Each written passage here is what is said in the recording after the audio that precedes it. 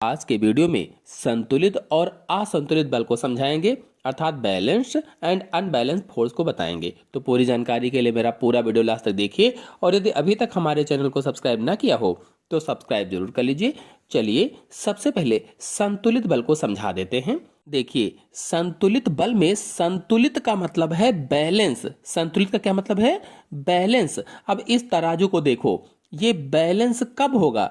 जब दोनों तरफ बराबर होगा तभी ये बैलेंस होगा, यानी दोनों तरफ वेट बराबर होंगे तब ये बैलेंस होगा। इसी प्रकार से जब दोनों तरफ बल बराबर होते हैं तो उसे संतुलित बल कहा जाता है। तो परिभाषा होगी, जब किसी वस्तु पर लगने वाले सभी बलों का परिणामी बल शून्य हो तो उसे संतुलित बल कहा जाता है।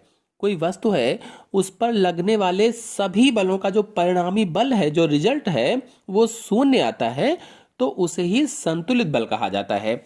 इस परिभाषा को हम और सरल भाषा में कहें तो जब किसी वस्तु पर विपरीत दिशाओं में लगने वाले परिणामी बल शून्य हों तो उसे ही संतुलित बल कहा जाता है। जैसे रस्साकसी के खेल में जब दो टीमें रस्से को समान बल से खींचती हैं, समान बल से, तो रस्सा और दोनों टीमें अपने स्थान पर स्थिर रहती हैं, उसी जगह पर बनी रहती हैं। इस दशा में दोनों टीमों द्वारा रस्से पर लगाया गया बल संतुलित बल होता है। अर्थात यदि दोनों टीमें रस्से को समान बल से विपरीत दिशा में खींचें तो रस्सा स्थिर रहता है। क्या कहा गया? समान बल से अगर विपरीत दिशा में खींची जा रही हैं, दोनों टीमें खींच रही हैं, तो रस्सा क्या होगा? स्थिर रहेगा और बलों को संतुलित बल कहा जाएगा। तो इस तरह से संतुलित बल हो गया। अब अगर असंतुलित बल को देखा जाए तो असंतुलित बल में यदि वस्तु पर लगे बलों का परिणामी बल शून्य ना हो तो उन्हें ही असंतुलित बल या अनबैलेंस्ड फोर्स कहा जाता है। क्या कहा गया? कोई वस्तु है, उस पर लगे बलों का जो परिणामी बल है वो शून्य ना हो तो उसे ही असंतुलित बल कहते हैं या अनबैलेंस्ड फोर्सेस कहते हैं।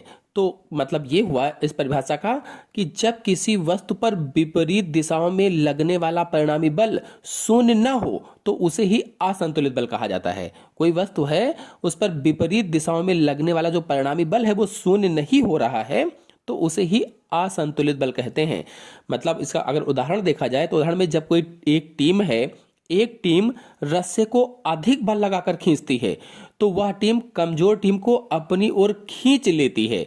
इस अवस्था में जो बल होता है वो संतुलित नहीं बल्कि असंतुलित हो जाता है। तो असंतुलित बलों के उदाहरण में मैंने रस्साकसी का जो उदाहरण बताया है, इनमें से एक टीम यदि रस्से को अधिक जोर से खींचती है तो उनमें बल असंतुलित हो जाएगा। यानी अधिक बल लगाकर अगर एक टीम खींच लेती है तो असंतुलित बल उत्पन्न हो जाता है जो परिणामी बल उत्पन्न करता है। इसीलिए क्या कहा गया है कि शून्य ना हो, एक तरफ ज्यादा बल लगा तो शून्य कहां होगा, इसलिए असंतुलित हो गया, संतुलित बल नहीं रहा।